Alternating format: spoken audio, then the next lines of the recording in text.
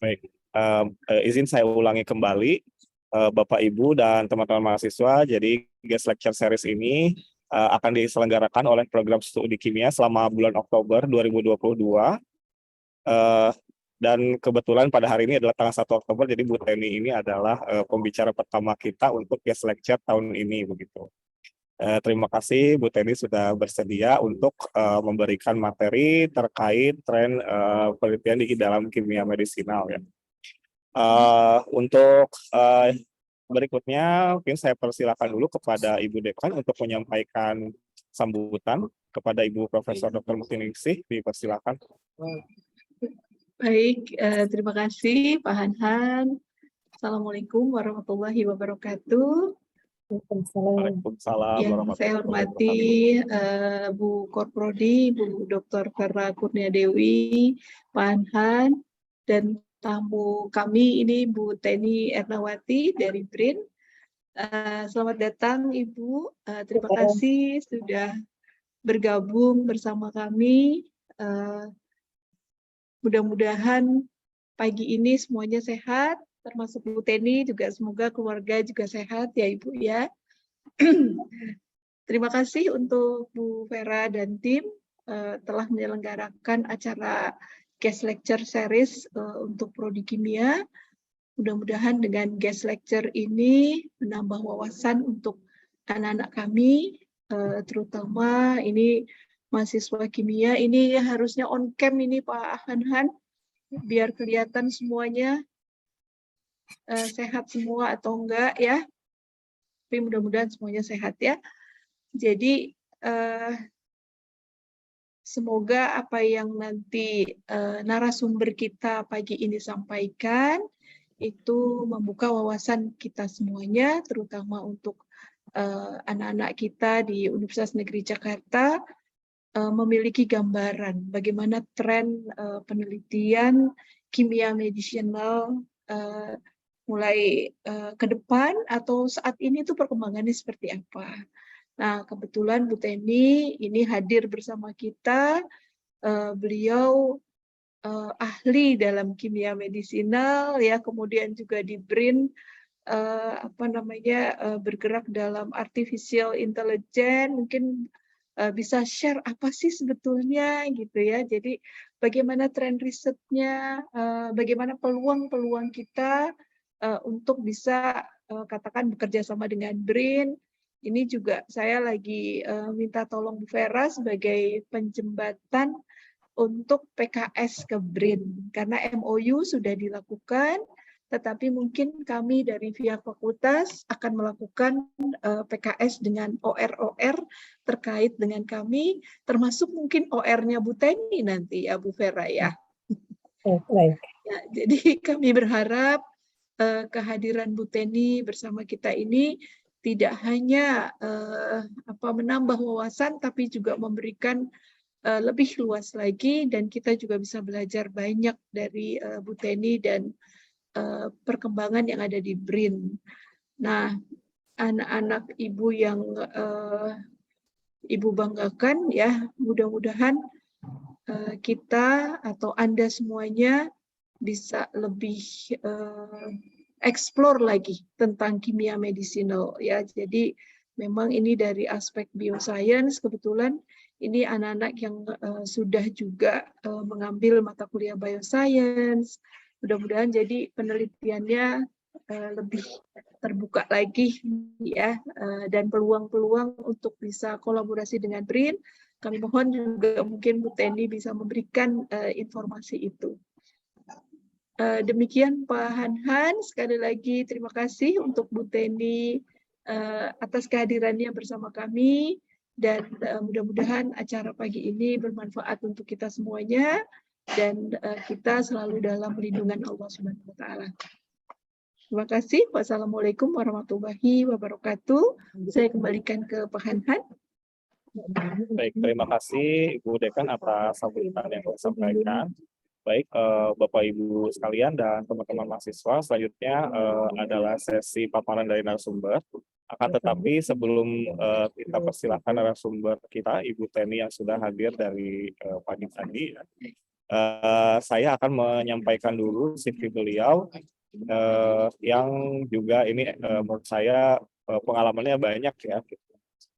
Jadi Ibu Teni ini saat ini adalah staf di BRIN ya, Bu Teni, dan beliau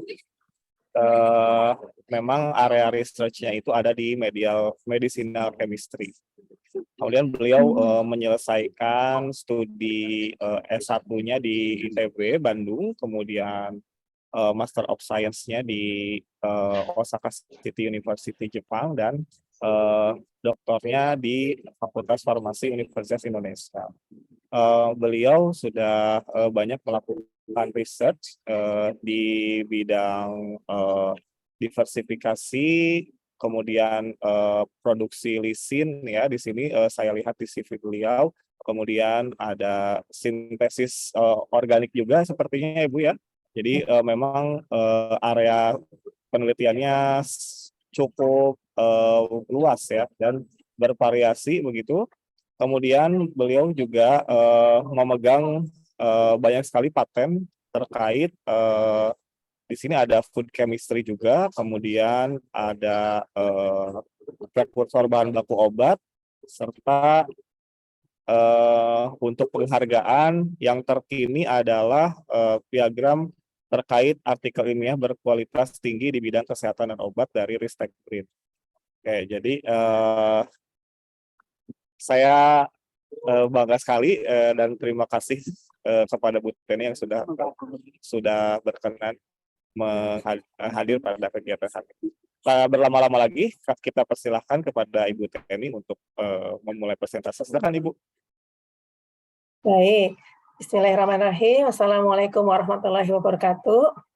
Terima kasih. Assalamualaikum warahmatullahi wabarakatuh. Terima kasih pada teman-teman yang sudah memperkenalkan saya ya. Kemudian juga yang terhormat Kepala Dekan ya, Dekan Prof. Muftiningsih. Kemudian juga Ibu Kaprodi, Ibu Dr. Vera Kurniadewi, serta yang terhormat para dosen dan para mahasiswa yang dibanggakan ya, karena generasi muda mudah-mudahan bisa dibanggakan dan membanggakan Indonesia dan berbahagia pagi hari ini. Mudah-mudahan saya juga bergembira ya, terima kasih atas undangannya yang saya bisa sharing knowledge ya kepada para mahasiswa dan para ibu-ibu semua. Mudah-mudahan nanti yang saya paparkan bisa bermanfaat gitu ya. Izinkan saya untuk share dulu ya Bu, share screen.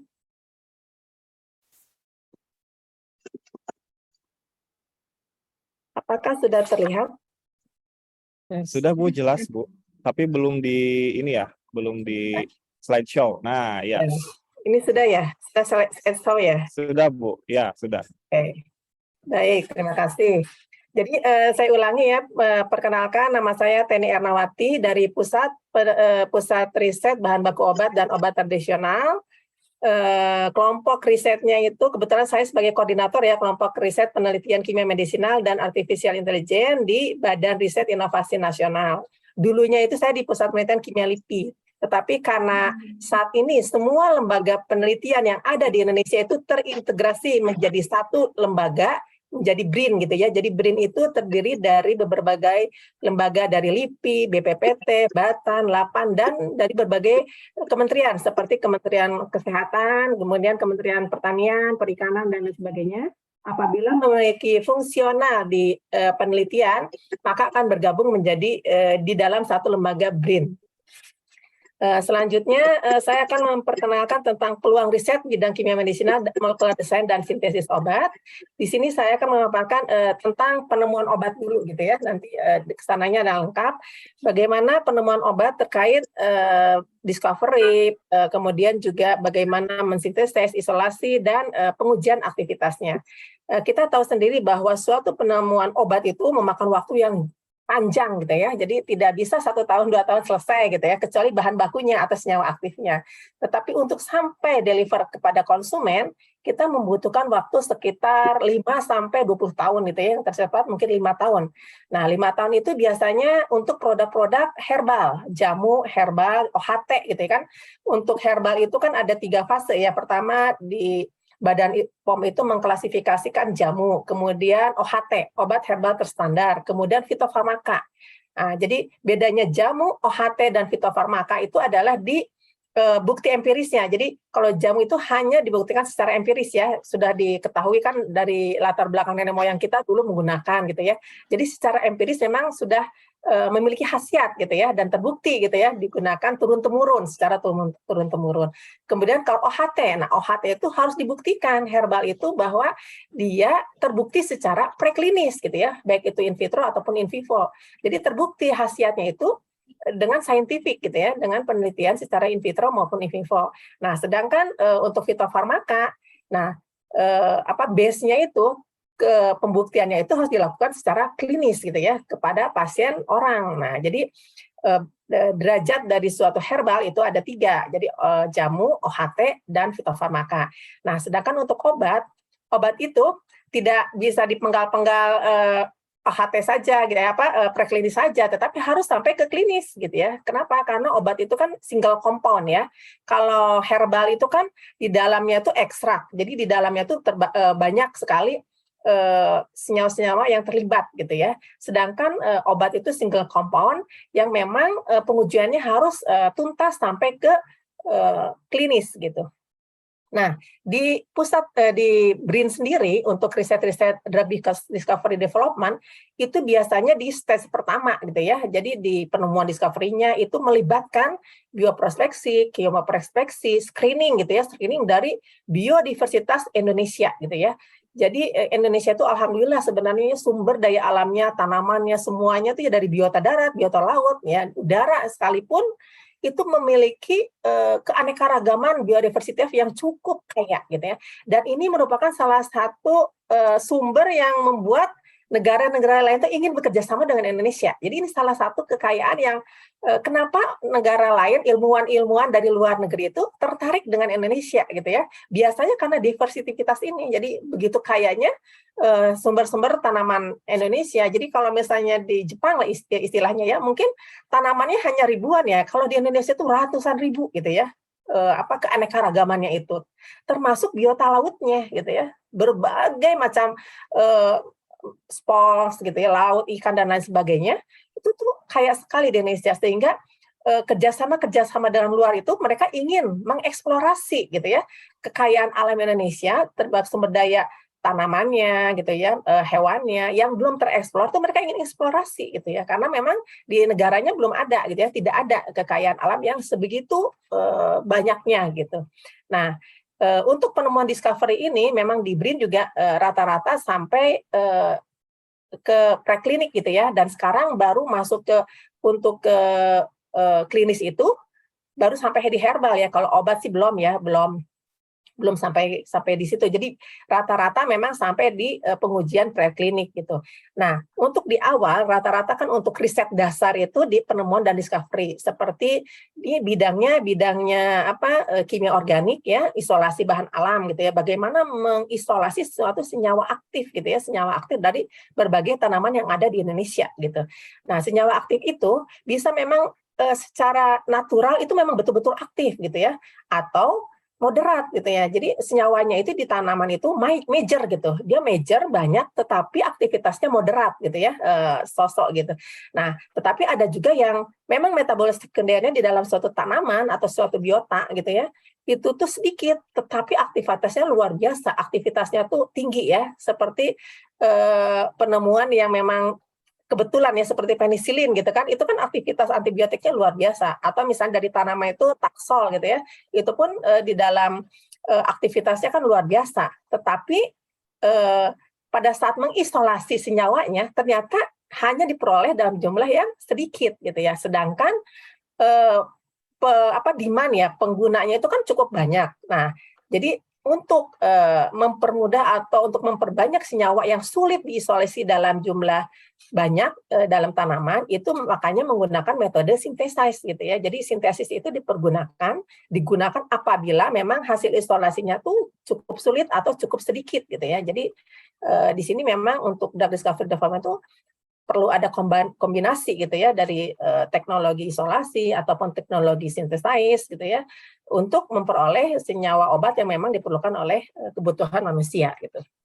Jadi Ini cukup panjang ya dari penemuan obatnya, tetapi di discovery ini memang banyak dibutuhkan orang-orang yang bergerak di bidang kimia organik, kemudian biokimia untuk uji aktivitasnya, kemudian juga di bidang biologi ya, di dalam bagaimana untuk meningkatkan daripada aktivitas si tanaman atau biota lautnya gitu ya. Jadi banyak sekali sebenarnya untuk obat itu ilmu-ilmu, disiplin-disiplin ilmu yang dibutuhkan. Jadi tidak hanya kimia atau tidak hanya farmasi atau tidak hanya biokimia atau biomedis, tetapi hampir seluruh ilmu disiplin ilmu itu cukup diperlukan di dalam suatu produk ya, suatu hilirisasi dari obat ini.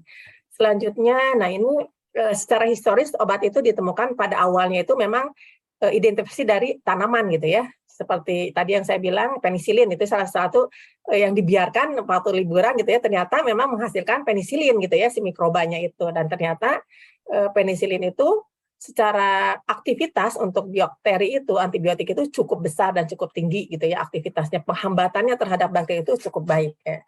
Nah, di dalam suatu drug discovery gitu ya, jadi pertama itu memang tren sekarang itu bagaimana men-screening suatu senyawa aktif dalam waktu yang cepat gitu ya. Nah, itu biasanya menggunakan HTS, high throughput.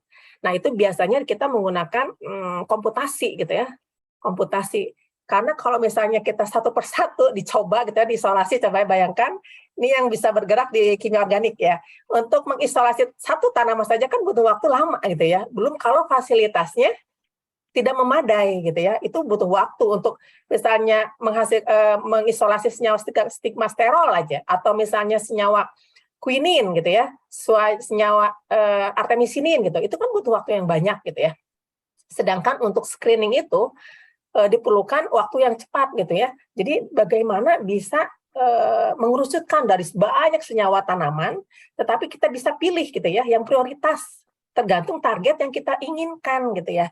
Apakah misalnya suatu riset itu sekarang misalnya 2 tahun kemarin kan dibutuhkan untuk feed gitu ya. Nah itu kan target proteinnya tertentu gitu ya. Bagaimana bisa menghambat suatu virus gitu ya, suatu virus yang emang agak sulit gitu. Nah, itu untuk virus. Kemudian kalau untuk antibiotik, bagaimana bisa menghambat suatu bakteri TB misalnya ya, tuberkulosis, itu kan juga banyak yang resisten. Karena memang ketidakdisiplinan pasien dalam mengkonsumsi obat gitu ya. Padahal obat TB itu sudah rilis ya, udah stabil gitu ya, rifampicin dan lain sebagainya. Tapi kan harus dikonsumsi setiap hari, misalnya dalam jangka waktu 9 bulan gitu, paling cepat 6 bulan biasanya kalau untuk TB, 6 bulan, 9 bulan, setahun, tergantung kondisi pasiennya gitu ya. Tetapi pengobatan itu harus setiap hari dan tidak boleh ada yang terlewat gitu lah. Itu karena begitu kuatnya si TB itu di dalam tubuh kita gitu ya. Dan efeknya juga lumayan. Nah, pada saat pasien tidak menggunakannya secara teratur sesuai dengan dosis yang dianjurkan oleh dokter, makanya banyak sekali obat antibiotik itu menjadi resisten gitu ya, resisten. Nah, itu juga adalah salah satu ketidakpasan dalam menggunakan dosis gitu ya. Dosis kan dosisnya setiap hari ternyata tidak gitu ya.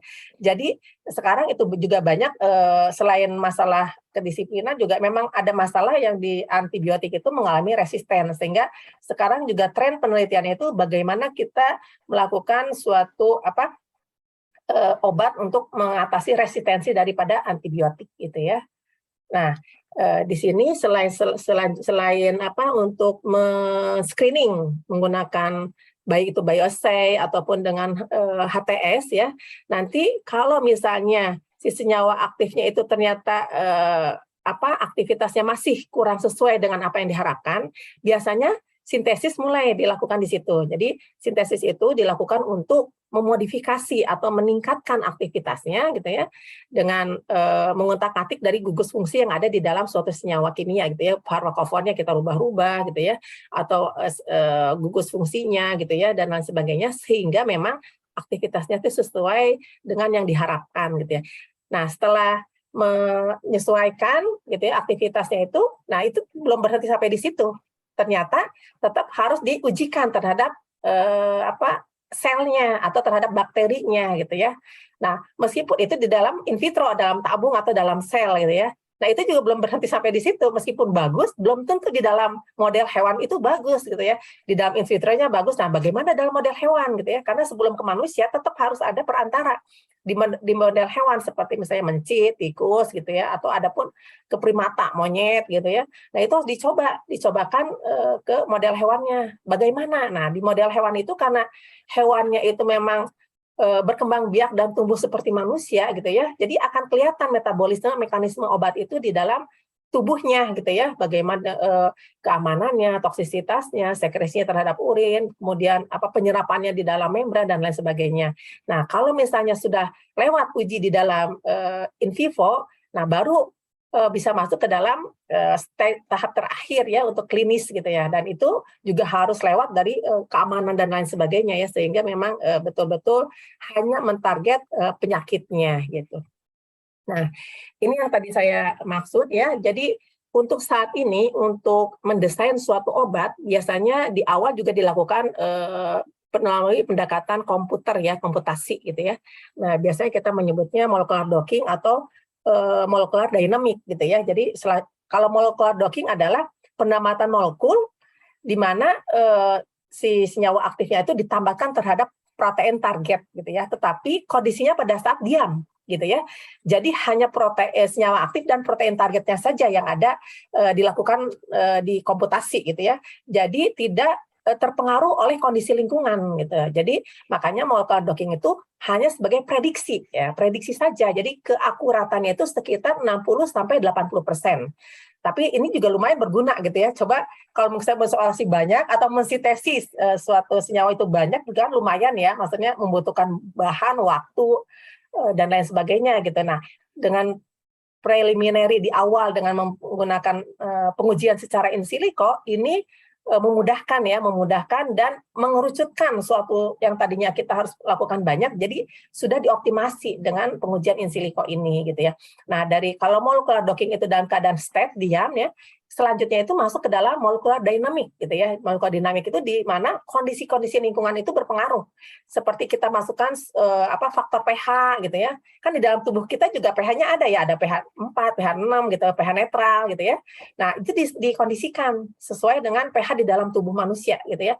Jadi pH di sini kita bisa masukkan faktor pH, faktor suhu, faktor kondisi gitu ya. Faktor kondisi misalnya di situ ada logam-logam gitu ya, ion-ion gitu ya, ion magnesium, kalsium dan sebagainya, itu bisa dimasukkan ke dalam faktor dalam komputasi ini gitu ya. Jadi komputasi ini sangat berguna untuk mengerucutkan pekerjaan di sintesis ataupun di screening isolasi senyawa gitu ya. Kemudian juga ini sebenarnya tujuannya untuk memprediksi. Jadi memprediksi konformasi ikatan-ikatan di senyawa aktif atau senyawa yang kita target sebagai produk obat. Di situ ikatannya bagaimana dengan reseptornya gitu ya. Apakah itu menghasilkan energi yang lebih rendah gitu ya. Kalau energinya makin rendah ya, minusnya biasanya delta Gibbs gitu ya, energi bebasnya makin rendah, itu memprediksi bahwa aktivitas obatnya, aktivitas senyawanya di dalam reseptor itu cukup baik.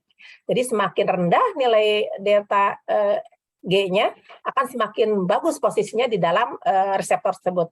Jadi di sini akan masuk ini senyawa aktifnya terhadap senyawa aktif ini terhadap reseptor yang kita target. Jadi reseptor itu tergantung target yang awalnya akan kita lakukan, apakah kita akan mencoba untuk antidiabetik gitu ya. Jadi kita kalau antidiabetik berarti senyawa reseptornya itu alfa glukosidase gitu ya.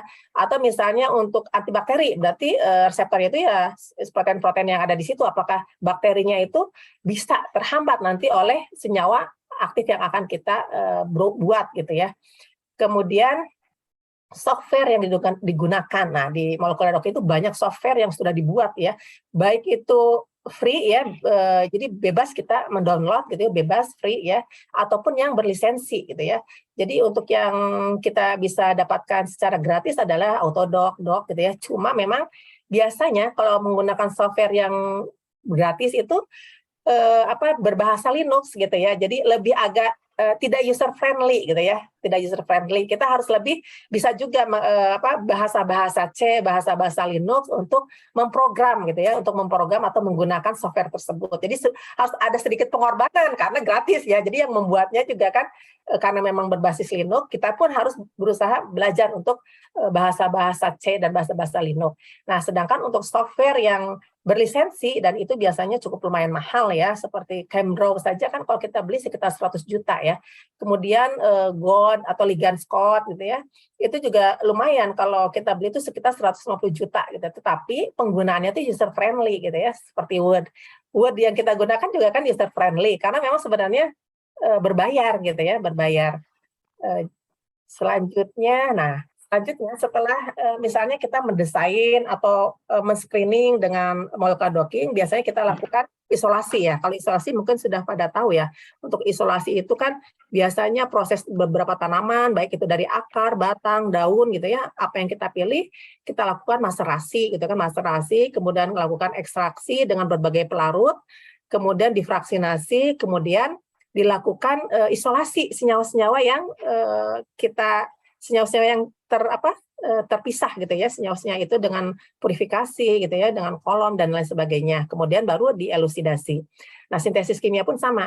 Pada saat kita mensintesis suatu reaksi gitu ya, reaktan A ditambah B menghasilkan AB, tidak selalu menghasilkan AB saja. AB itu suatu produk gitu ya, tetapi juga bisa menghasilkan side produk gitu ya, produk-produk samping gitu. Jadi kalau misalnya A tambah B menghasilkan AB, itu berarti reaksinya sempurna gitu ya. Kita tidak perlu memverifikasi, memurnikan itu. Tetap pada kenyataannya, pada saat sintesis itu kadangkala memang seringkali terjadi produk-produk samping dari hasil reaksi. Makanya di dalam hasil reaksi itu perlu kita ekstraksi gitu ya. Setelah itu kita ambil crude-nya, kemudian lakukan pemurnian gitu ya. Nah, di dalam sintesis kimia ini bisa berupa total sintesis atau artinya misalnya kita mau mensintesis paracetamol. Jadi misalnya kita buat dari benzen, kemudian masuk ke hidroquinon, kemudian ke asetonitrile, kemudian hasilnya paracetamol. Jadi kalau total sintesis artinya dari bahan kimia yang sederhana, yang mudah dan murah, kemudian lanjut beberapa step sintesis untuk menghasilkan target produk sintesisnya, produk obatnya gitu ya. Tadi salah satu contohnya adalah paracetamol. Sedangkan untuk sintesis senyawa baru, kita memang betul-betul mensintesis suatu senyawa, kita rubah-rubah gugus fungsinya untuk mendapatkan aktivitas yang diinginkan. Nah, bagaimana untuk mengetahui aktivitas yang diinginkan? Biasanya harus dicari analognya atau minimal derivatisasinya gitu ya. Derivatisasi dari senyawa yang memang sudah sudah diketahui memiliki aktivitas gitu, atau memang kita buat desain sintesis dari suatu senyawa, kita rubah-rubah gugusnya. Nah, kemudian dari desain-desain itu kita lakukan docking gitu ya, kita lakukan simulasi dengan komputer, mana di antara senyawa-senyawa hasil desain kita yang memang memiliki aktivitas yang paling tinggi. Nah, setelah misalnya dari 300 senyawa yang kita desain, nah mungkin yang aktifnya sekitar 5 atau 10. Nah, itu yang 10 itu yang kita sintesis di laboratorium gitu ya. Jadi mempermudah men-screening desainnya ya melalui in silico atau memodifikasi nih. Sintesis itu bisa juga memodifikasi struktur senyawa penuntun. Nah, senyawa penuntun itu artinya senyawa yang memang di alam ada gitu ya. Seperti tadi misalnya kina. Kina kan senyawa aktifnya itu quinin gitu ya. Quinin, quinidin gitu ya. Nah, itu quinin atau quinidin gitu ya. Itu bisa kita modifikasi strukturnya gitu ya. Bisa kita esterifikasi, bisa kita amidasi, kita bisa halogenasi dan lain sebagainya sehingga diperoleh senyawa-senyawa derivatisasinya atau senyawa-senyawa analognya dari suatu senyawa aktif tadi gitu ya. Misalnya quinin itu sekarang ternyata menurut informasi para dokter gitu ya, quinin itu kina kan ya, kina itu sekarang sudah tidak cespleng untuk mengatasi malaria gitu ya. Masih terjadi resistensi gitu.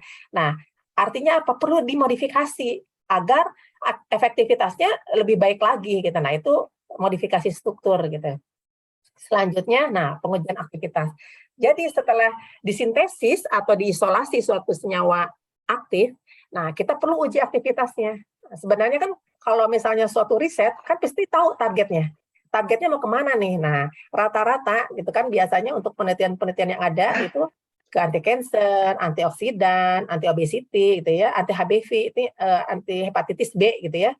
Kemudian anti diabetik, anti mikrobial, di dalamnya juga termasuk anti jamur, anti bakteri gitu ya, atau anti inflamatori dan lain sebagainya. Masih banyak aktivitas-aktivitas lain yang bisa kita target gitu ya. Cuma rata-rata di Indonesia sekitar ini gitu ya, anti cancer, antioksidan, anti bakteri gitu yang menjadi penyakit-penyakit yang lumayan cukup banyak gitu di Indonesia. Jadi pengujian aktivitas kalau untuk farmasi gitu ya itu perlu karena kita mensintesis atau mengubah suatu senyawa perlu ada tujuan untuk kemana nih targetnya gitu ya. Kecuali untuk chemical, kalau chemical kan kalau misalnya bahan aktif gitu ya, chemical ya udah kita dapetin gitu ya, kita rubah-rubah sintesis itu untuk mendapatkan senyawa A gitu ya atau senyawa B gitu ya. Cukup sampai senyawa A, senyawa B.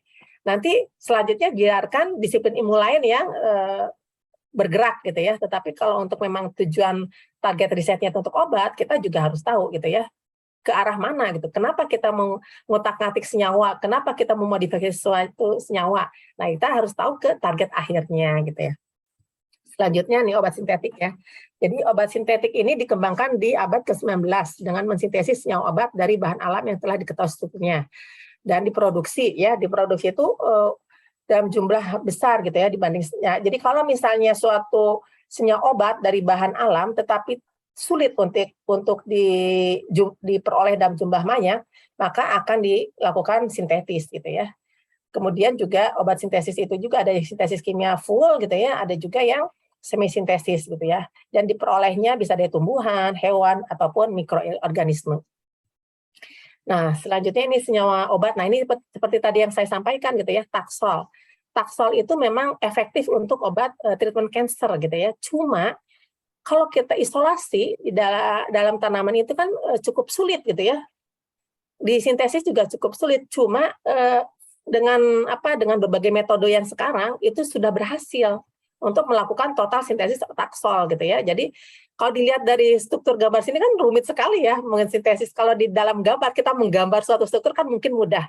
Tetapi di laboratorium mungkin yang sudah pernah mencoba gitu ya untuk menyambungkan satu gugus fungsi ke dalam satu senyawa itu lumayan cukup sulit gitu ya. Apalagi kalau fasilitasnya tidak memadai. Jadi itu adalah suatu tantangan gitu ya, tantangan di Indonesia untuk kerjaan sintesis itu agak sulit untuk melakukan total sintesis gitu ya. Jadi yang paling umum dilakukan di Indonesia adalah modifikasi atau derivatisasi dari suatu senyawa aktif. Nah, ini adalah salah satu contoh ya senyawa-senyawa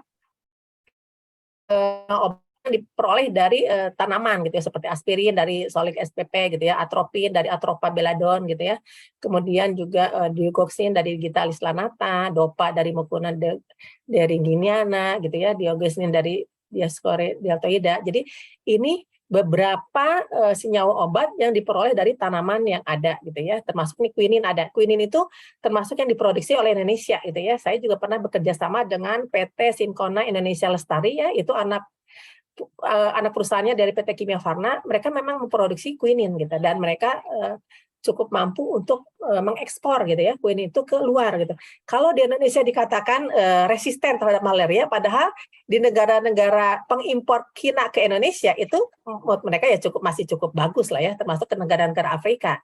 Kalau menurut Bu Rahmi ya sebagai direktornya itu quinin masih tetap diperlukan di negara-negara Afrika gitu ya, negara-negara Cina bagian selatan itu masih mengimpor gitu ya ke PT SIL gitu untuk memperoleh quinin gitu ya. Dan ini juga sebenarnya pernah bekerja sama dengan kami untuk menderivatisasi. Selain itu juga mengoptimalkan senyawa-senyawa quinin dan quinidin untuk proses pemurniannya. Kemudian ini beberapa senyawa yang diperoleh dari alam tetapi dilakukan modifikasi atau dilakukan derivatisasi gitu ya. Seperti contohnya ini ya, podopilatoxin gitu ya, produknya dari Podophyllum peltatum. Ini derivatisasinya ada etoposide ya, itu Bristol gitu. Jadi dia tadinya mungkin dari senyawa aktif alamnya itu sebagai anti cancer, ternyata setelah kita studi derivatisasi menghasilkan juga antiviral gitu ya. Nah, kemudian artemisinin. Nah, artemisinin juga kan dari alamnya itu kalau kita isolasi senyawa aktifnya itu artemisinin gitu ya, dari tanaman Artemisia annua gitu. Tetapi kemudian banyak dilakukan derivatisasi gitu ya, artemeter dan lain sebagainya, yang ternyata aktivitas derivatisasinya itu lebih kuat gitu ya, lebih strong dibanding artemisininnya itu sendiri. Nah, yang kita tahu artemisinin itu di dalam tanaman Artemisia annua itu sangat sedikit sekali gitu ya, sulit sekali untuk. Jadi mungkin hanya 0,01% gitu di dalam tanamannya. Jadi untuk memperbanyak memperbanyak senyawa yang diperoleh artemisinin itu perlu banyak cara gitu ya. Yang bisa dilakukan adalah misalnya dengan cara rekayasa genetika dari tanamannya. Bagaimana tanaman Artemisia annua ini bisa menghasilkan artemisinin dalam jumlah yang lebih besar gitu ya, cukup besar gitu untuk diisolasi. Atau yaitu tadi dengan melakukan total sintesis gitu ya, total sintesis artemisinin gitu ya. Nah, ini juga lumayan dan sudah berhasil dilakukan artemisinin ini. Kemudian contoh lainnya adalah forskolin atau nabilon gitu ya. Jadi ini adalah beberapa contoh senyawa-senyawa aktif hasil derivatisasi dari tanaman yang memiliki senyawa aktif gitu ya. Jadi ini dinamakan senyawa penuntunnya gitu ya, artemisinin, camptothecin, terus kosantin itu disebut lead compound gitu ya, lead compound. Pada saat lead compound atau senyawa penuntun itu kita modifikasi, ya kita peroleh derivatisasinya yang lebih baik aktivitasnya. Nah, selanjutnya ini contoh obat dari studi sintesis analog ya. Jadi di sini tetrahidrokanabinol gitu ya, THC dari kanabis. Nah, di sini dilakukan derivatisasi di gugus CH3-nya ataupun di gugus OH. Kalau di sini dilihat gugus toluen ya, CH3 ini dirubah menjadi gugus hidroquinon gitu ya, quinonnya gitu ya. Kemudian di epotilobin B gitu ya, ini juga dirubah menjadi isabipolen gitu ya. Jadi di sini dirubah gugusnya dari ester COO gitu jadi CONH gitu ya. Jadi amidanya gitu ya, dan Amerika USD gitu ya sudah mengapproval gitu ya, dan aktivitasnya menjadi lebih baik gitu ya dari senyawa sebelumnya gitu. Kemudian apa sih gitu ya ilmu yang dibutuhkan untuk sintesis obat gitu ya. Jadi strateginya adalah pertama melakukan desain sintesis gitu ya. Jadi desain sintesis itu termasuk di dalamnya melakukan studi komputasi. Jadi baik itu molecular docking maupun molecular dinamik.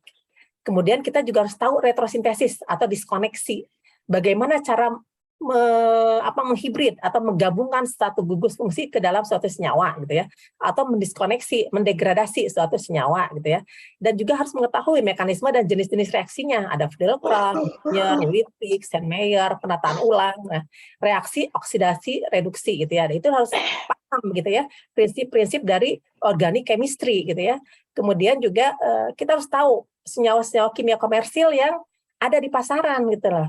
Itu merupakan suatu acuan standar gitu. Pada saat kita ingin mensintesis, minimal aktivitasnya setara dengan senyawa komersial gitu ya, atau lebih baik gitu kan. Karena kalau misalnya yang komersial sudah ada, kita mensintesis senyawa yang ternyata aktivitasnya lebih rendah kan, ya buat apa gitu ya? Tidak menguntungkan buat produksi farmasi gitu ya, atau tidak ada kelebihannya gitu. Jadi kita harus tahu juga, harus memiliki acuan standar gitu sehingga bisa menghasilkan yang minimal setara. Kalau setara itu kan berarti bisa menggantikan gitu ya, atau lebih baik. Nah, itu lebih baik itu udah good job gitu ya, udah bagus sekali gitu.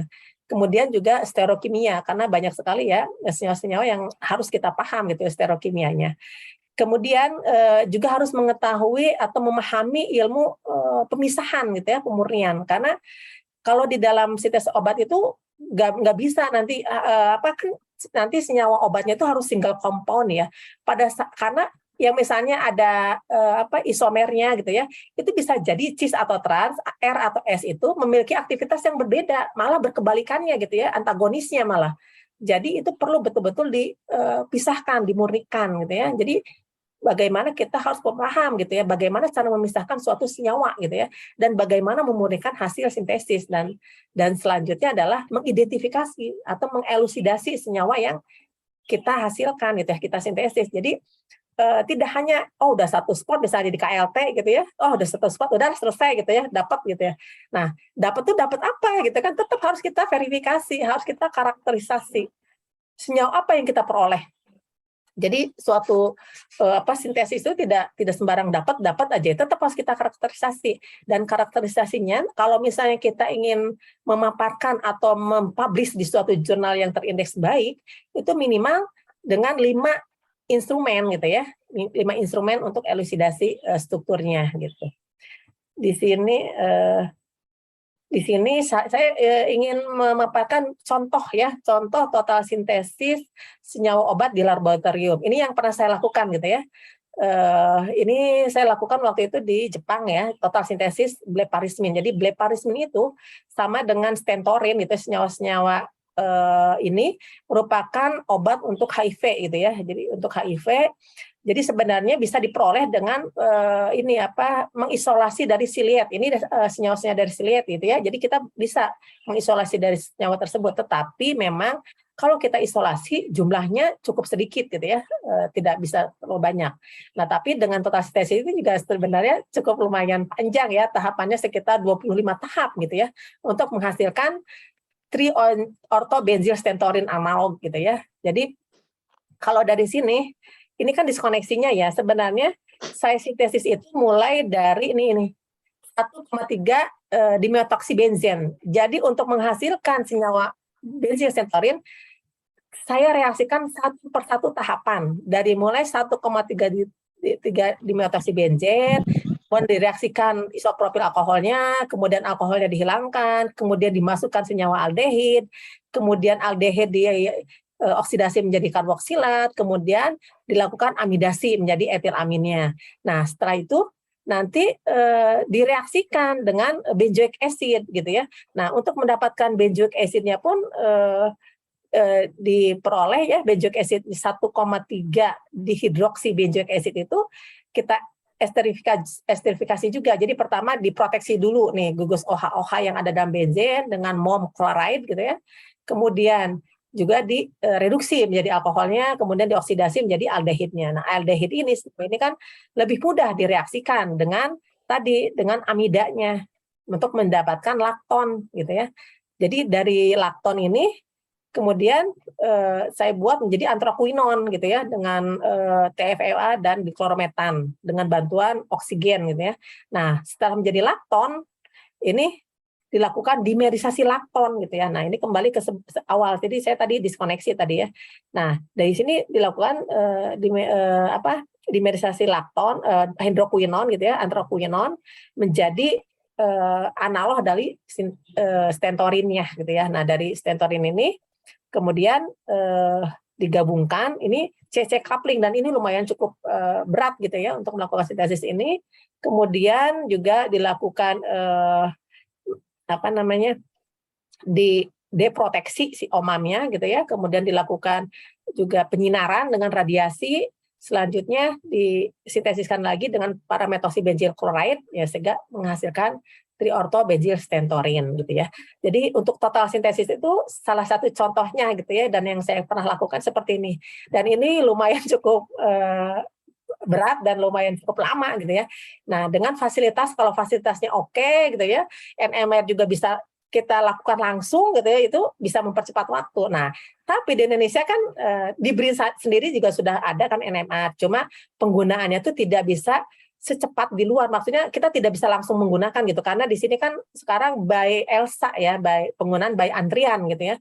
Jadi NMR-nya cuma hanya satu gitu ya, antrian yang penggunanya banyak gitu ya. Dan itu termasuk salah satu sebenarnya yang mengurangi efektivitas gitu ya. Tetapi masih syukur sih ya, alhamdulillah masih bisa digunakan gitu ya, dan sampai saat ini juga masih digunakan. Cuma memang waktunya dibanding di luar itu cukup jauh gitu ya. Jadi kalau di luar itu setiap orang bisa menggunakan setiap saat dengan bookingan yang langsung gitu ya, digital, sistem digital. Jadi itu mempercepat proses riset gitu ya, termasuk fasilitas-fasilitas lainnya gitu. Selanjutnya, nah ini saya memberikan contoh bagaimana sintesis senyawa analog atau modifikasi struktur gitu ya. Di sini seperti yang ini ya, bahan alam yang memang sudah berhasil ya, banyak orang Indonesia sudah bisa menghasilkan senyawa quinine gitu ya, memang terbukti karena memang sudah diekspor gitu ya, quinine, quinidin, sinkonidin. Nah, ini adalah tanaman senyawa aktif yang diperoleh dari tanaman kina gitu ya. Kemudian metitrasinamat ini dari Alpinia malacensis gitu ya. kemudian katekin. Nah, ini dari gambir, ini juga sudah cukup banyak ya, termasuk metiltransinamat itu cukup banyak diperoleh dari kalau katekin kan bisa sekitar 4% atau 5% dari gambirnya gitu ya secara totalnya. Jadi itu lumayan cukup major. Geraniol, citronellol, eugenol juga termasuk yang major di dalam tanamannya gitu ya. Eugenol di cengkeh itu cukup banyak, makanya banyak ekspor gitu ya senyawa-senyawa eugenol ke luar. Kemudian piperin kita peroleh dari lada atau dari cabai Jawa gitu ya. Itu juga cukup besar komposisi piperinnya di dalam tanaman cabai atau dalam merica. Jadi ini salah satu ini yang terakhir artemisinin. Jadi ini senyawa-senyawa ini adalah senyawa-senyawa yang banyak atau major di dalam tanamannya, sehingga kalau misalnya kita ujikan aktivitasnya ternyata moderat, ini bisa kita modifikasi, gitu ya, modifikasi di struktur-struktur gugus fungsi yang ada. Nah, jadi dari modifikasi ini kita akan bisa peroleh kandidat obat yang aktivitasnya lebih baik daripada senyawa asalnya. Nah, ini isolasinya ya, mungkin kepakarannya Bu Vera ini ya, isolasi tanaman alam gitu, tanaman obat gitu ya. Nah, ini untuk isolasinya saya perlihatkan dari ini memang yang udah pernah dilakukan di BRIN ya, di kami sudah lakukan, dan memang kebetulan senyawa-senyawa quinine, metiltransinamat, geraniol, citronellol, katekin, piperin, dan artemisinin itu kita bisa peroleh rendemen yield-nya itu cukup besar gitu ya. Jadi kita juga sudah bekerja sama dengan industri lain ya, dari PT Aroma Essence Prima, PT Media Karya, PT Sil gitu ya.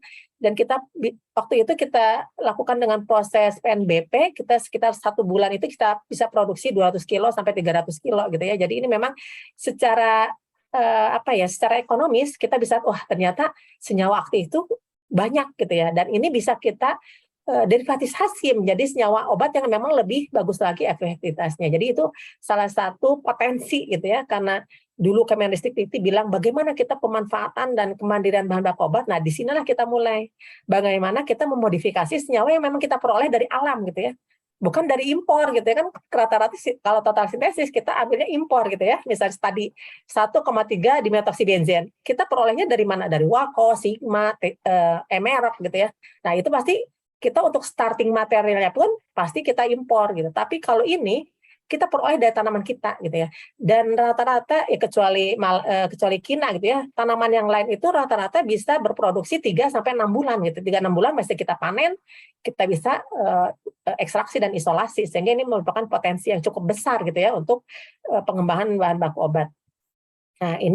Nah, di sini tadi bagaimana untuk memodifikasi suatu struktur senyawa obat. Nah, ini saya lingkari gugus fungsi yang kemungkinan merupakan farmakofor dari senyawa aktifnya gitu.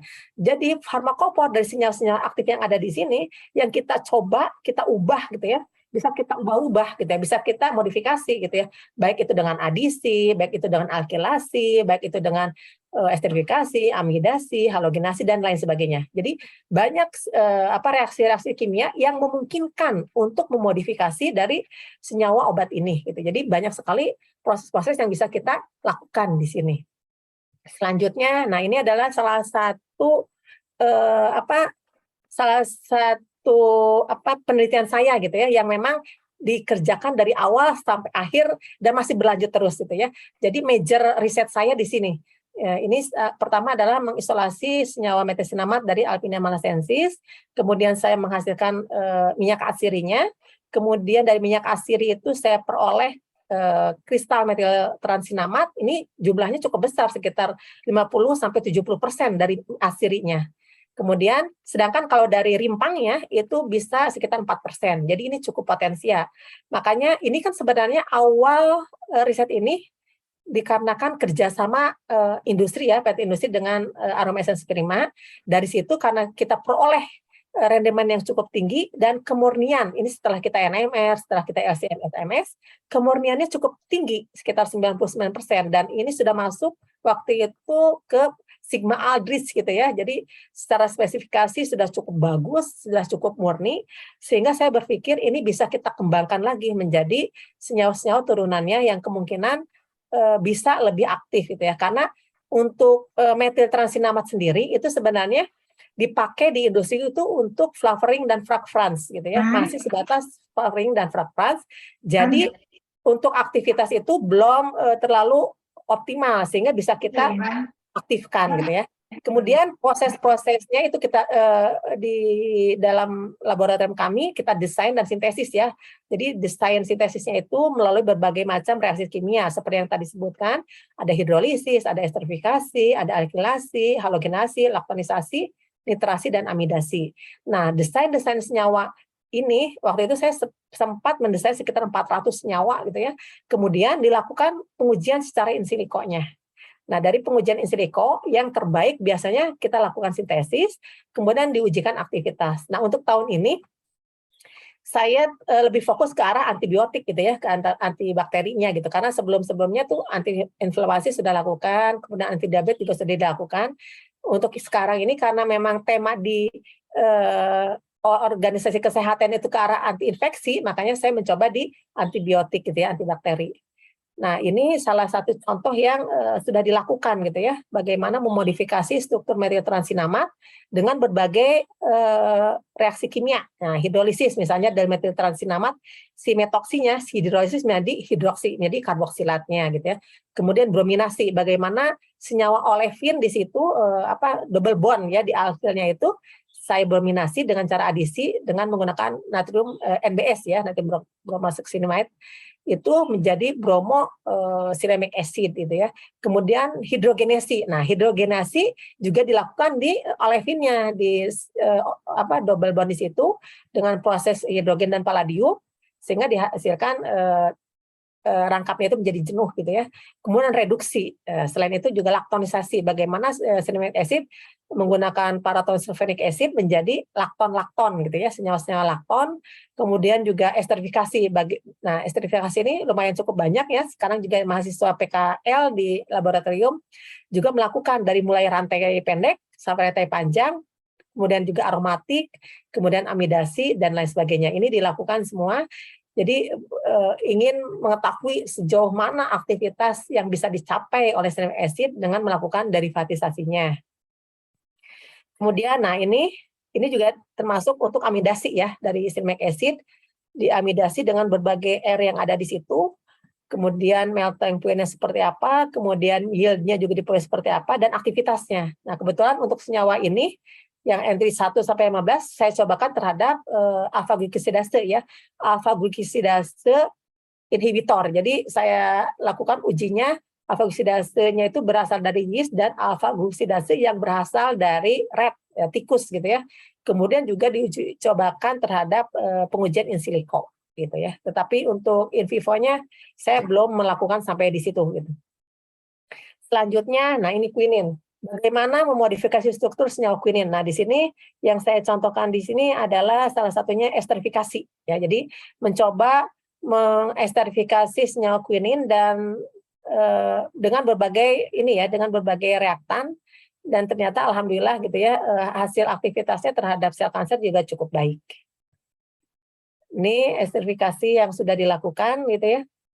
Kemudian, nah ini peralatan. Nah, alhamdulillah nih di BRIN itu peralatan cukup lengkap gitu ya. Dari mulai labu reaksi. Nah, ini yang ada foto saya itu sebenarnya series gitu ya. Dia sistemnya kontinu. Cuma memang sayangnya dia mikro gitu ya, mikro jadi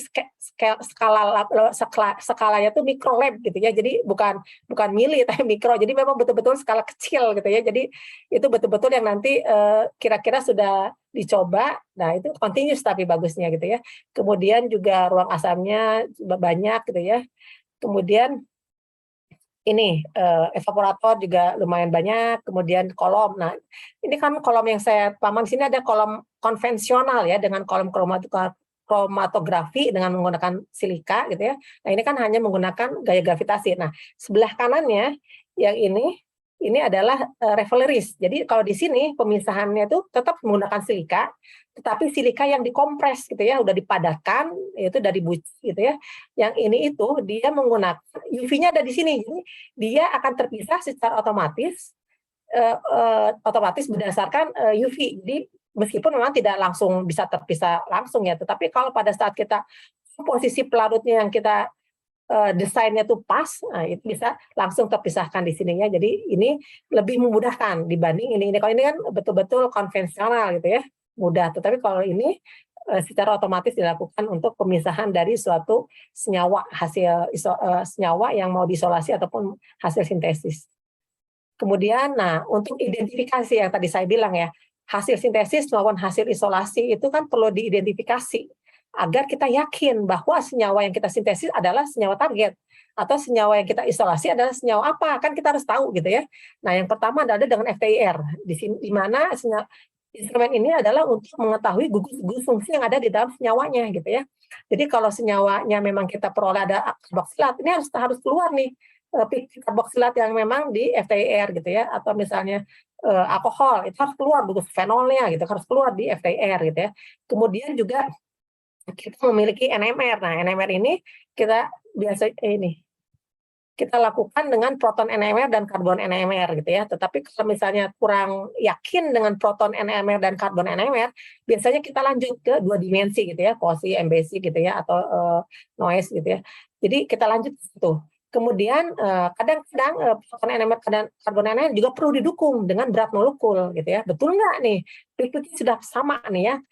Pik hidrogennya sudah sama, pik karbonnya sudah sama, tetapi perlu didukung dengan data berat molekul gitu ya. Nah, ini kita lakukan juga dengan LC-MS-MS, di mana LC-MS-MS ini kebetulan yang di tempat kami itu sudah ada data library-nya gitu ya. Jadi bisa di-compare dengan senyawa yang memang ada di database library-nya gitu ya. Dan kebetulan juga ini lumayan resolusinya cukup baik ya, 4 digit gitu ya, dan ini bisa diterima oleh jurnal-jurnal yang terindeks baik gitu ya. Kemudian juga penyerapannya di dalam UV-Vis bagaimana, itu juga kita lakukan. Nah, kalau senyawanya itu berupa kristal gitu ya atau powder, itu kita lakukan juga melting point gitu ya. Ini sebenarnya ada alat yang baru ini alat lama gitu ya. Nah, kita uji juga nih bagaimana melting point suatu senyawa, range-nya gitu ya. Kalau murni biasanya range-nya dekat gitu ya, langsung meleleh pada titik lelehnya gitu. Tapi kalau misalnya belum murni, biasanya kan memang agak rentang range melting point itu cukup jauh gitu. Nah, selanjutnya ada pengujian aktivitas. Jadi pengujian aktivitas yang tadi saya bilang itu tergantung awal rencana target penelitian kita kemana gitu ya. Kalau misalnya kita melakukannya untuk anti mikroba gitu ya atau antibiotik, kita lakukan seperti ini. Di sini dilakukan dulu persiapan inokulum standar. Jadi bakteri apa? Misalnya kita coba bakteri E. coli. Nah, kita lakukan gitu ya. Kita E. coli-nya dapat dari mana? Apakah wild, apakah INACC, apakah ATCC? Nah, itu harus kita catat juga. Bakteri apa yang kita gunakan gitu ya. Dan kalau bisa bakterinya single gitu, jangan campur mix. Kalau campur mix kita jadi nggak tahu nih senyawa kita tuh sebenarnya bisa menghambat bakteri yang mana gitu kan. Apakah semua bakteri atau bakteri tertentu. Tapi kalau untuk kebutuhan riset biasanya kita single bakteri gitu ya, single bakteri dulu yang diujikan gitu kan. Nah, ini dilakukan persiapan inokulum standar, kemudian dilakukan juga dengan fisiologis ya NSCL. Nah, setelah itu kita masukkan tuh sampel-sampelnya. Biasanya kita menggunakan cakram gitu ya, cakram dari model cakram. Kemudian kelihatan kan kalau misalnya zona bening artinya dia bisa menghambat pertumbuhan bakteri gitu. Semakin besar zona bening yang dihasilkan dari senyawa aktifnya, semakin bagus aktivitas antibiotiknya atau antimikrobanya gitu ya. Nah, untuk penentuan MIC dilakukan dengan spektrofotometer atau ELISA reader gitu ya. Nah, sedangkan untuk uji aktivitas anti cancer biasanya kita melakukan MTT gitu ya, dengan MTT assay itu dengan formazan gitu ya. Kemudian juga dicek dengan spektro itu ELISA reader gitu ya, yang microplate. Kemudian untuk antioksidan juga sama. Nah, antioksidan itu bisa, nah ini metode terbaru sebenarnya dari Nature gitu ya. Ini untuk daun itu ternyata bisa langsung dimasukkan gitu ya. Sehingga ini preliminary screening gitu ya, untuk men-screening langsung dari daunnya. Jadi seperti bioautografi gitu ya, itu bisa langsung di TLC-nya disemprot gitu ya. Jadi bisa dilakukan screening awal, ternyata aktif atau tidak. Kalau aktif bisa lanjut ke metode yang standar gitu ya. Tapi ini untuk lebih mempercepat metode seperti ini. Jadi kadang-kala memang kalau kita update jurnal itu akan diperoleh metode-metode yang lebih cepat gitu ya untuk mengetahui aktivitas dari suatu tanaman, suatu senyawa atau senyawa ekstrak gitu ya. Kemudian untuk uji aktivitas antidiabetik yang di sini dicontohkan adalah untuk alfa glucosidase gitu ya. Jadi menggunakan enzim alfa-glusidase. Nah, sumber enzimnya yang harus kita tahu, apakah sumber enzimnya dari yeast atau dari rat atau dari kelinci atau dari mana ya, itu juga harus dicantumkan agar tahu sebenarnya spesifik kemana gitu. Karena kalau kita uji antara in silico dan in vitro nanti harus ada korelasi yang baik gitu ya. Tapi harus sama gitu ya. Kalau misalnya uji alfa-glusidasenya terhadap alfa-glusidase yang berasal dari yeast, kita uji in siliconya pun cari reseptor alfa-glukosidase yang memang berasal dari yeast gitu ya. Tapi kalau kita uji alfa-glukosidasenya itu berasal dari rat atau tikus, kita ujikan in siliconya pun terhadap reseptor alfa-glukosidase yang berasal dari tikus. Sehingga nanti akan ada korelasi gitu ya. Apakah korelasinya itu linear atau korelasinya itu tidak linear gitu ya. Nanti itu bisa kita bahas setelah hasil datanya itu ada. Selanjutnya juga uji aktivitas anti-inflamatori. Jadi kalau ini saya contohkan pengujian dengan tikus ya, bagaimana menggunakan metode karagenan gitu ya. Jadi si tikusnya dibuat bengkak dulu, dibuat radang gitu ya.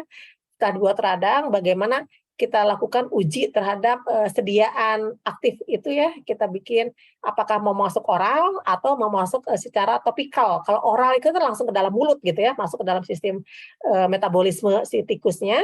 Tapi kalau misalnya kita buat obat anti radangnya itu oles gitu ya, oles atau topikal itu dioles saja, itu kita buat di tapak tikusnya. Jadi kita olesi terhadap tapak tikus yang kita buat radang gitu ya. Apakah dengan olesan itu atau dengan oral obatnya itu apakah bisa menghentikan peradangan itu. Jadi makin lama makin kempes atau tidak. Nah, kita hubungkan juga kita lakukan juga dengan kontrol. Kontrolnya bagaimana? Kemudian juga selain kontrol, kita cek juga dengan acuan obat komersial. Misalnya untuk anti-inflamatori itu kan yang terkenal natrium diklofenak gitu ya. Nah, natrium diklofenak itu sudah terbukti dia itu anti-inflamasi gitu ya, bisa menyembuhkan radang gitu. Nah, kita cek apakah nanti senyawa aktif kita itu setara dengan diklofenak, lebih baik atau lebih buruk gitu ya. Itu bisa menjadi analisis gitu ya. Selanjutnya ini adalah tim kimia medisinal waktu di LIPI gitu ya. Waktu di LIPI itu kami berkelompok sekitar 12 orang dan saya kebetulan koordinatornya. Kemudian setelah bergabung dengan BRIN di sini menjadi 21 orang gitu ya, menjadi gemuk. Dan mudah-mudahan dengan gemuk itu menjadi lebih solid dan lebih menghasilkan sesuatu gitu ya. Jadi ini banyak yang dari BPPT, dari LIPI maupun dari ada dari Kemenperin, ada yang dari Kemenkes juga ya. Jadi kebetulan saya juga menjadi leader di kelompok kimia medisinal ini. Nah, di sini saya sebagai staf dari BRIN juga sangat terbuka untuk berkolaborasi riset gitu ya, termasuk kerjasama riset dengan para dosennya, kemudian juga kita terbuka untuk menerima mahasiswa baik itu PKL, tugas akhir, S1, S2, dan S3, dipersilahkan juga kalau ingin menggunakan fasilitas di BRIN juga dipersilahkan, itu tinggal mengisi ya di e-science, ELISA gitu ya. Jadi itu kita bisa para mahasiswa, para dosen juga bisa membuka website ELSA BRIN gitu ya. ELSA BRIN itu layanan Science BRIN. Jadi di situ banyak sekali layanan-layanan yang bisa dibuka oleh para peneliti, para mahasiswa di seluruh Indonesia. Jadi BRIN ini menganut sistem open platform gitu ya, open platform. Jadi kemudian dari para mahasiswa S2, S3, S1 saya kurang tahu ya, itu ada juga program barista gitu ya, program barista di mana BRIN memberikan bantuan riset untuk para mahasiswa S2 dan S3, itu bisa diakses gitu ya. Bisa diakses, kemudian juga membuka layanan degree by riset gitu ya. Jadi nanti dibiayai S2 dan S3-nya gitu ya, untuk biaya sekolahnya ya, SPP-nya. Nah, tetapi melakukan penelitian di BRIN. Jadi banyak sekali sebenarnya yang bisa diakses gitu ya, termasuk juga fasilitasnya, alatnya seperti yang tadi saya bilang, NMR, LC-MS, FTIR itu bisa diakses oleh para mahasiswa gitu ya, bisa langsung melalui ELSA BRIN atau melalui tugas akhir gitu ya, tugas akhir dengan pembimbingan salah satunya dari pihak BRIN. Mungkin itu dari saya, mohon maaf ada yang hilang atau ada pun yang salah. Terima kasih. Silahkan kalau ada yang mau didiskusikan.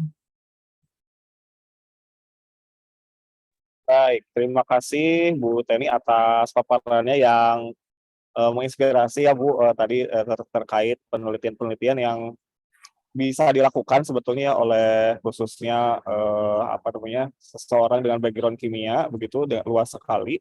Dan untuk kesempatan sekarang ya yang pertama saya persilakan kepada mahasiswa dulu mungkin ya. Silakan teman-teman mahasiswa untuk mengajukan pertanyaan, boleh angkat tangannya. Raise hand boleh, silakan. Mungkin saya mulai dulu Pak Hanhan Oke, Bu Vera silakan. untuk memanaskan mahasiswa. Ya, terima kasih Bu Teni. Saya ada satu pertanyaan ya terkait dengan bidang yang Bu Teni geluti itu di sini kan bergerak di bidang kelompok riset kimia medisinal dan artificial intelligence ya. Nah, yang menarik ini mungkin AI ini ya dalam penggunaan AI ini untuk riset di medicinal chemistry itu sudah sejauh apa dan kira-kira kita sebagai chemist gitu ya selain tadi tentunya pengetahuan dan keterampilan secara kimianya untuk AI ini kan sesuatu yang ilmu baru gitu ya. Jadi kira-kira apa yang harus kita pelajari untuk tambahannya? Terima kasih. Iya. Terima kasih Bu Vera atas pertanyaannya ya. Jadi memang di tempat kami juga artificial intelligence masih terus berkembang gitu ya. Jadi pertama-tama memang kita mengumpulkan nih orang-orang yang memang bekerja di bioinformatika gitu ya, tapi terkait untuk senyawa-senyawa aktif yang memang khususnya itu ke arah obat gitu ya, kebetulan ke arah obat. Jadi ada di sebenarnya di bidang untuk bioinformatika ini artificial intelligence itu ada di 2 PR. Jadi di Pusat Riset Bahan Baku Obat dan Pusat Riset Vaksin dan Obat. Nah, ini yang kita sudah sudah kita kumpulkan ini masih sebatas di molecular docking dan molecular dynamic. Tetapi kita akan masuk ke nanti udah mulai tapi masih awal gitu ya, masih inisiasi based dengan machine learning gitu ya, machine learning. Nah, itu nanti juga ke arah sana. Nah, saya sendiri sekarang sedang memperkuat bagaimana saya menghunting gitu ya, postdoktoral yang memang di bidang itu, terutama yang memang artificial intelligence sudah kuat, tapi kita khususkan untuk ke arah obat. Karena pada dasarnya yang sekarang ada itu, background-nya tuh kalau nggak dari kimia, dari farmasi gitu ya. Jadi dari artificial intelligence-nya itu sendiri, masih kurang banyak gitu. Padahal di BRIN sendiri ada pusat riset artificial intelligence, tapi biasanya lebih ke arah yang lain, sains lain gitu ya, tidak hanya ke obat. Jadi saya sedang merancang bagaimana saya mengumpulkan orang-orang yang memang bergerak di situ, memang tapi khusus obat sehingga bisa sejalan gitu. Jadi ya mau menggandeng artificial intelligence sains lain, tetapi khusus di obat gitu kan pasti mereka kemana-mana ya, ada yang ke elektronik, ada yang kemana-kemana. Tapi saya ingin menggandeng yang khusus ke arah obat sehingga akan dihasilkan yang komprehensif gitu ya. Tapi so far selama ini masih di molecular dynamic, molecular docking dan machine learning gitu ya untuk mendapatkan his compound gitu ya, untuk mendapatkan his compound. Seperti itu Bu Vera. Ya, silakan Bu Vera. Ada yang akan ditanggapi? Ya, terima kasih Bu Teni. Ya, mungkin karena memang kita juga harus beradaptasi terhadap perkembangan zaman ya. Ternyata kan penelitian itu memang melibatkan multidisiplin gitu ya. Jadi mungkin untuk rekan-rekan mahasiswa yang juga masih kira-kira meraba-raba gitu ya, career path-nya mau kemana, ternyata kan kita yang belajar di kimia ternyata masih bisa terhubung dengan disiplin ilmu yang lain. Jadi tidak tertutup kemungkinannya belajar hal yang baru gitu. Jadi tidak boleh juga alergi terhadap hal-hal yang baru, tetapi ya memang kita harus mengikuti perkembangan teknologi ya. Nah, mungkin ini untuk angkatan 2020 dan 2019 ini masih seperti yang diinformasikan tadi Bu Teni, masih terbuka ya kesempatan untuk melakukan PKL ataupun nanti mungkin penelitian ya yang terkait dengan kegiatan MBKM. Seperti yang tadi sudah disampaikan Bu Dekan, Prof. Mupi, bahwa kita sudah punya MOU, tapi memang PKS khusus dengan OR itu tidak ada. Nah, mungkin ini kita bisa menginisiasi ya Bu Teni untuk kerjasama ini, terutama untuk angkatan 2020 nih yang akan nanti masuk di semester 7 ya kegiatan MBKM. Silakan mahasiswa bagi yang berminat Silakan. untuk mengajukan pertanyaan silakan, atau dari Bapak dan Di Ibu kolom dosen chat juga silakan. boleh. Bapak dan Ibu dosen silakan. Tadi ada Bu Irma, mungkin Bu Irma.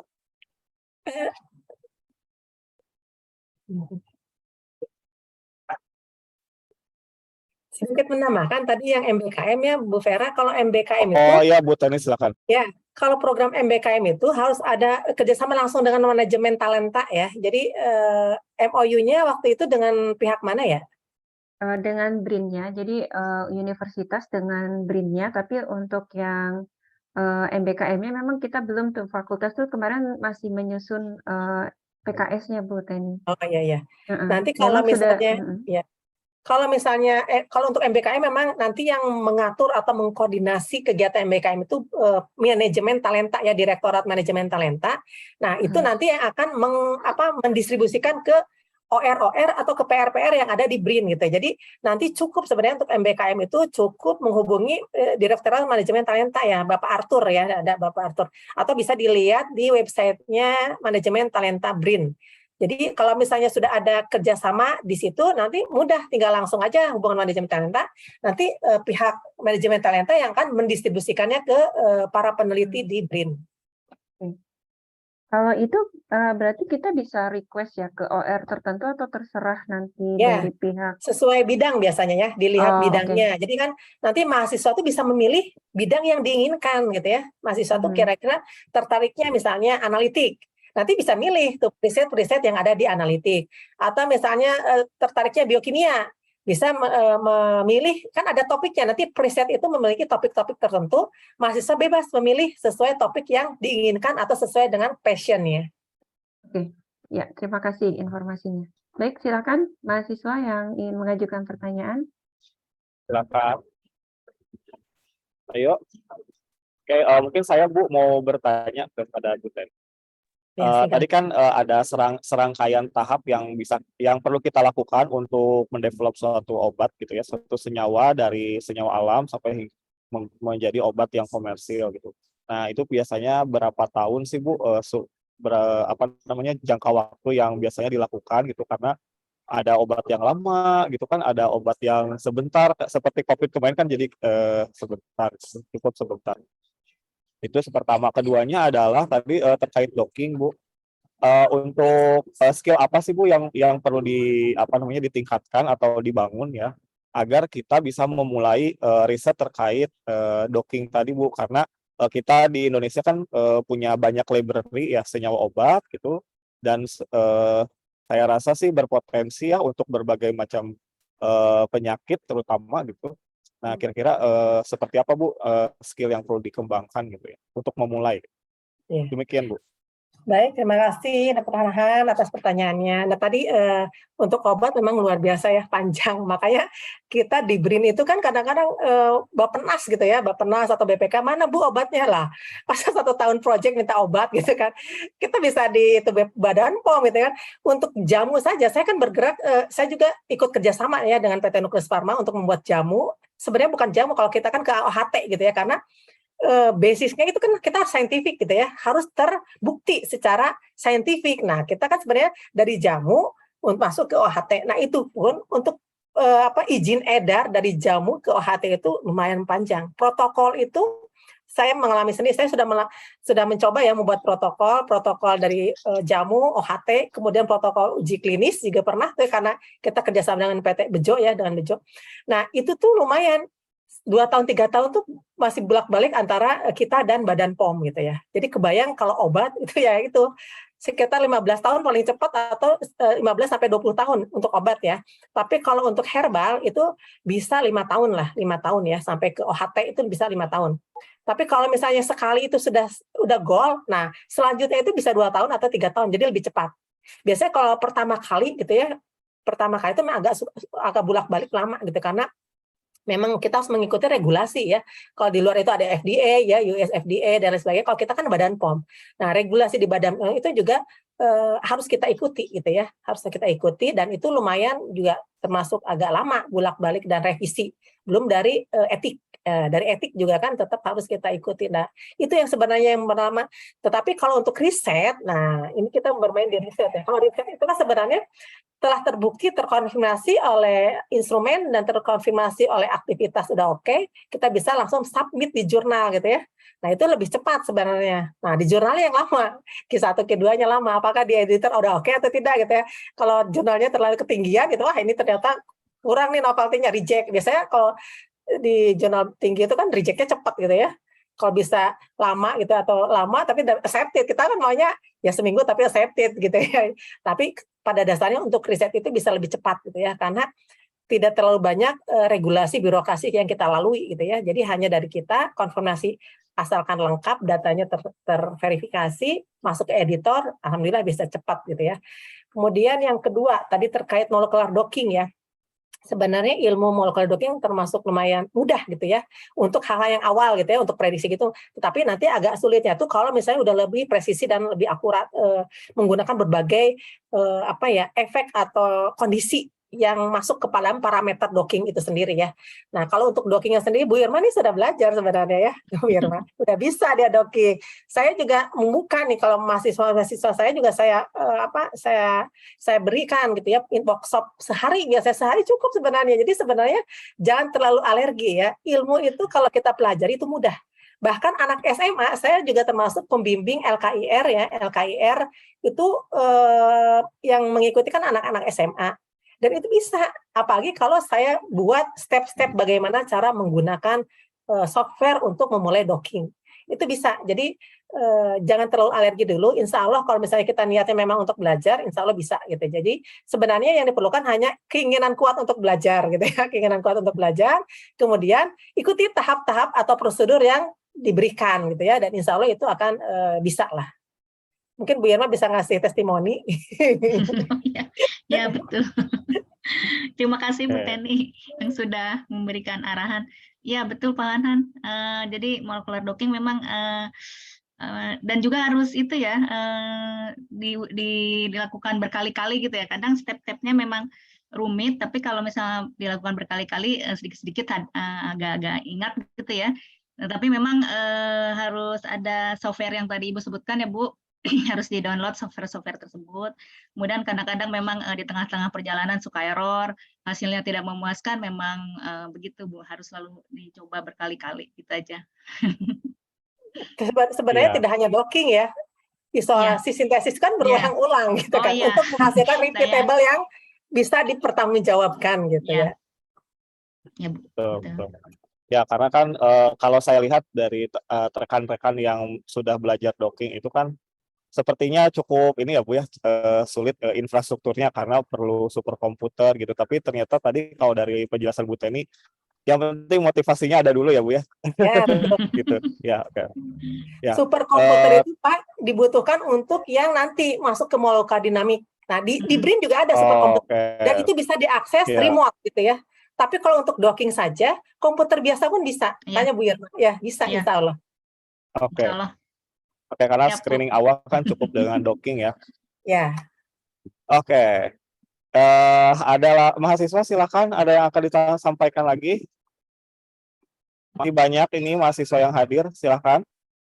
Tentunya ini menarik ya karena untuk mahasiswa prodi kimia kan seluruh pengetahuan ini didapat di kampus ya. Nah, ini lebih aplikatif nih untuk tema pada pagi hari ini.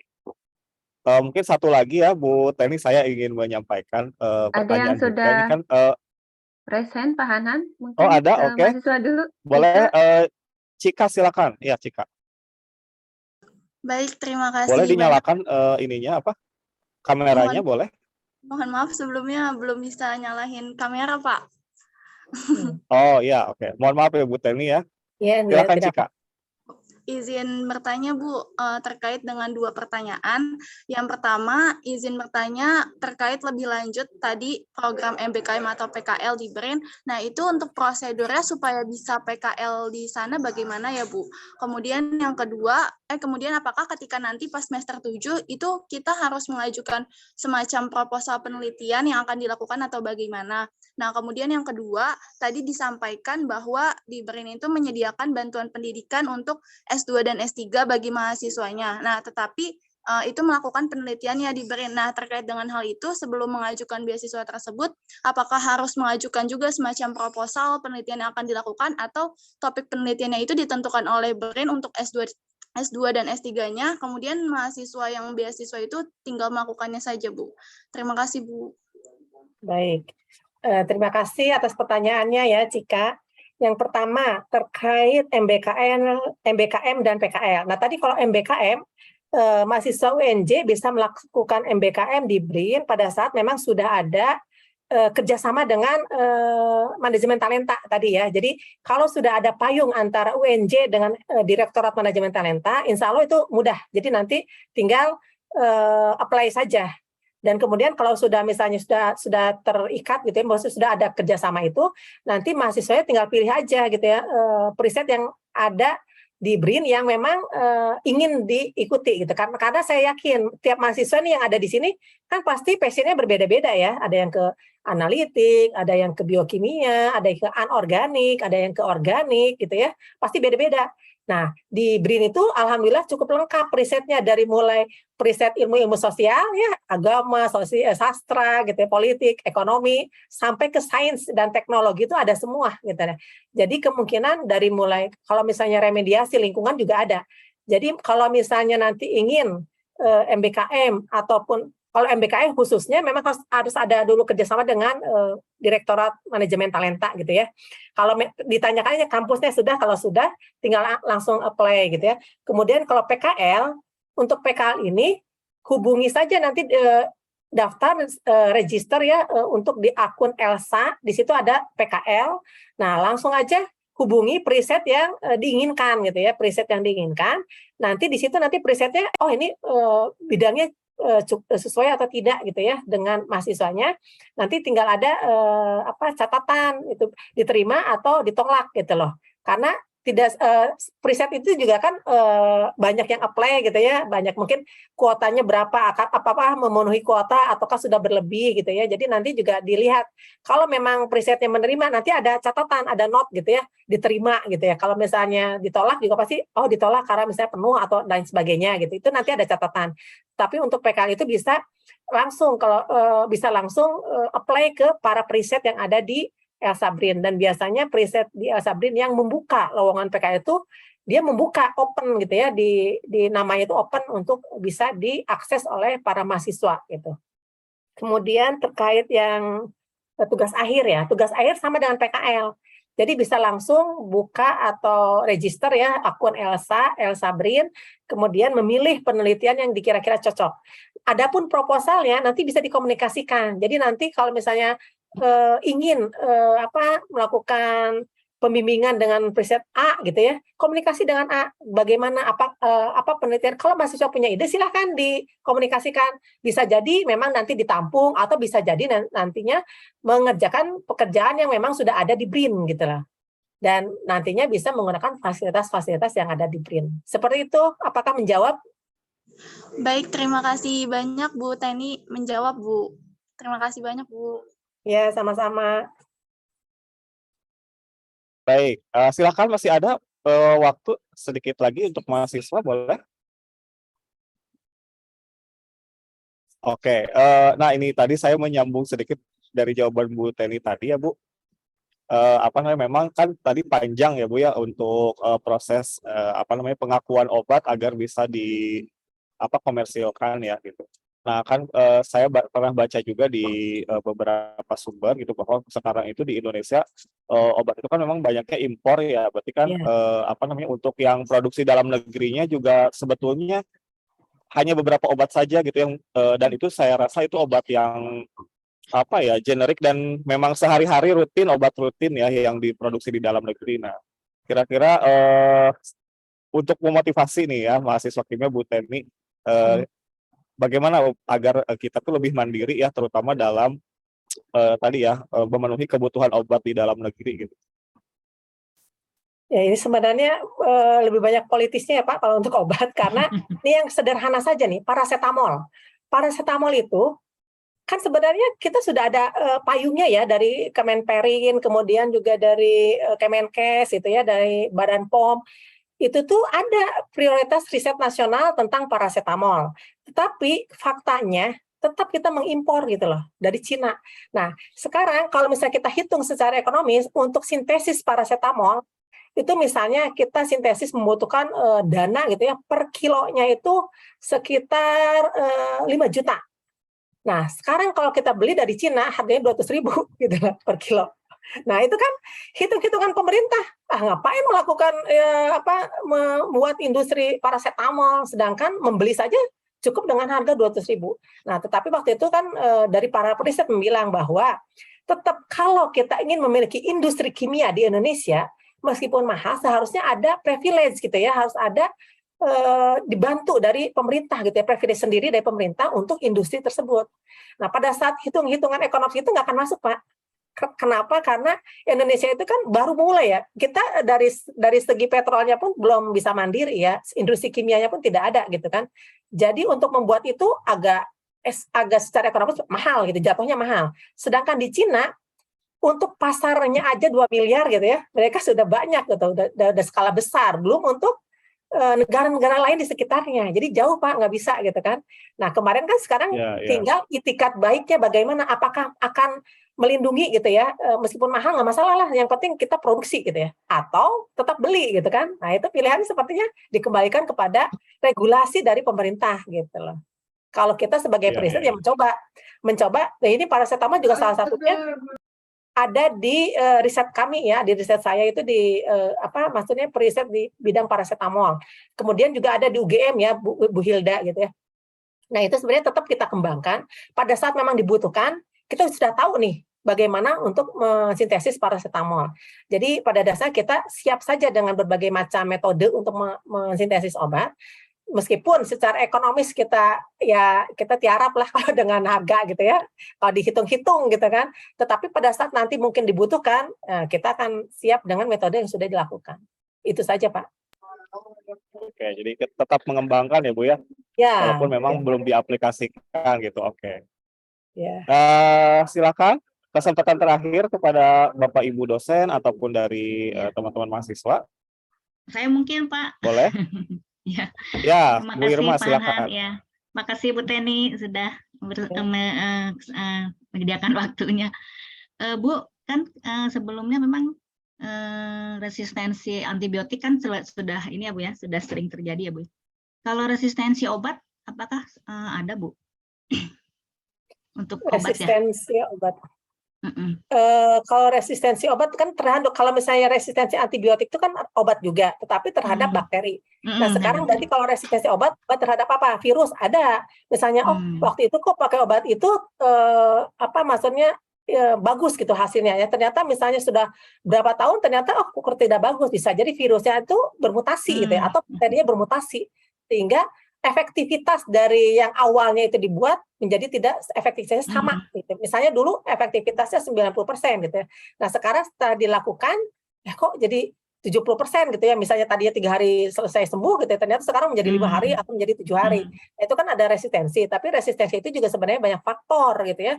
Bukan hanya dari kedisiplinan manusianya, tetapi mutasi.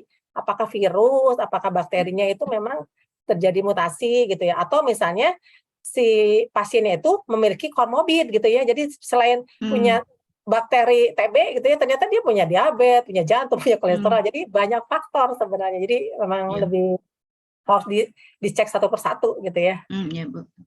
Soalnya ada pengalaman Bu, teman itu minum antibiotik, minum paracetamol kalau salah mah. Itu nggak bisa gitu katanya. Jadi akhirnya cenderung minumnya itu jadi jamu-jamuan gitu ya, ekstrak jahe. Obat turun ya, nggak masalah ya. Biasanya kan obat sintesis lebih cespleng dibanding herbal. Ya. Maksudnya lebih cepat, efeknya kan lebih cepat gitu ya. Kemudian bisa jadi juga ini Bu Irma, bisa jadi juga justifikasi kita, maksudnya persepsi kita ya, kita yakin atau tidak gitu kan. Kadang-kadang ada ya, untuk obat itu juga ada orang yang bilang jangan obat kimia banyak racun gitu ya. Padahal herbal juga kalau tiap hari terus itu kan merusak ginjal juga ya. Sebenarnya kita tuh kalau bisa mah ya tidak menggunakan obat-obatan ya, hidup sehat gitu ya, kondisi sehat itu sebenarnya. Tetapi kan tidak semua orang bisa hidup sehat selamanya gitu kan. Obat itu sebenarnya alternatif untuk mengurangi rasa sakit dari si manusia. Pada saat rasa sakit itu tidak bisa dihindari gitu ya, kan kita harus mempermudah kualitas. Kan kalau misalnya asma aja ya yang paling mudah. Asma itu kan mengurangi kualitas hidup gitu ya, termasuk susah bernafas dan sebagainya. Pada saat tidak dibantu oleh uap, nebulizer atau salbutamol, kan orang tuh susah terengah-engah gitu ya. Dan bisa jadi kalau misalnya makin lama makin penyempitan di dalam saluran paru-parunya itu, ini kan bisa mengakibatkan kematian juga gitu. Nah, obat itu membantu meringankan gitu ya, membantu meringankan. Jadi sebenarnya kita juga tidak perlu alergi ya terhadap obat atau terhadap herbal gitu. Sebenarnya sama-sama membantu. Tinggal kita lebih nyaman, lebih mudah, lebih lebih yakin dengan pengobatan secara apa gitu ya. Apakah dengan herbal, apakah dengan obat kimia gitu ya, karena dua-duanya juga saya termasuk melakukan riset di keduanya gitu. Jadi tidak masalah, skala prioritas aja yang memang lebih enak di badan kita, lebih nyaman di kita, dan kita yakin dengan itu ya, itu yang kita pilih gitu ya. Ya. Baik Bu, terima kasih Bu. Terima kasih Pak Anhan. Oke. Terima kasih Bu Irma atas pertanyaan terakhir ya tadi yang disampaikan. Jadi kami mengucapkan terima kasih kepada Bu Teni yang sudah berkenan menyampaikan kuliah guest lecture pada hari ini. Tapi sebelum ditutup, mungkin dari Ibu Teni ada closing statement, silahkan Bu. Oh ya, saya mengucapkan terima kasih bisa sharing knowledge ya dengan para dosen di UNJ, juga kepada para mahasiswa yang mudah-mudahan dibanggakan oleh para dosennya dan Indonesia gitu ya. Mudah-mudahan ini tidak menutup kemungkinan ya. Jadi saya membuka sekali ya kerjasama dengan para dosen dan para mahasiswa untuk bisa saling bekerja sama ya untuk kemajuan ilmu pengetahuan. Jadi kita terbuka sekali ya di BRIN itu, kita terbuka sekali baik itu kerjasama riset maupun kerjasama mahasiswa. Jadi mahasiswa silakan kalau misalnya ingin kunjungan gitu ya untuk mengetahui BRIN gitu ya, itu ada Bu Irma bisa menjadi guide gitu ya. Kemudian juga ingin menggunakan fasilitas gitu ya yang ada di BRIN, silahkan dipersilahkan. Kemudian juga ingin mengeksplor apa saja, bisa dibuka website Elsa BRIN gitu ya. Jadi banyak sekali grant-grant gitu ya, proposal kerjasama PKL, pusat kolaborasi riset dan lain sebagainya yang bisa diakses oleh semua peneliti ataupun dosen yang ada di Indonesia. Seperti itu Pak Hanhan. Terima kasih. Terima kasih Bu Teni atas kesempatan yang kami terima untuk bertemu Ibu pada hari ini. Kita beri aplaus untuk Ibu Teni semuanya. Bapak Ibu dosen dan teman-teman mahasiswa, demikianlah kuliah umum atau guest lecture series yang pertama pada hari ini. Insya Allah kita akan bertemu lagi pada guest lecture series untuk episode kedua, yaitu pada hari Rabu pukul 10 pagi ya. Nanti akan disampaikan mengenai detail informasinya. Terima kasih juga kepada Bapak Ibu dosen yang sudah hadir dan rekan-rekan mahasiswa yang menyimak sampai akhir. Kemudian juga tadi menyampaikan pertanyaan-pertanyaan kepada narasumber hari ini. Atas nama program studi kimia, untuk guest lecture saya hari ini kita akan tutup bersama-sama dengan membaca basmalah. Bismillahirrahmanirrahim. Alhamdulillahirrahmanirrahim. Assalamualaikum warahmatullahi wabarakatuh. Waalaikumsalam warahmatullahi wabarakatuh. Bu Teni, terima kasih ya. Ya, Bu Teni, terima kasih. Sehat-sehat selalu. Bu Teni. Pamit ya, Bu Vera, Bu Irma, Pak Hanhan ya. Bu Dekan juga, Bu Dekan, para mahasiswa. Assalamualaikum. Waalaikumsalam.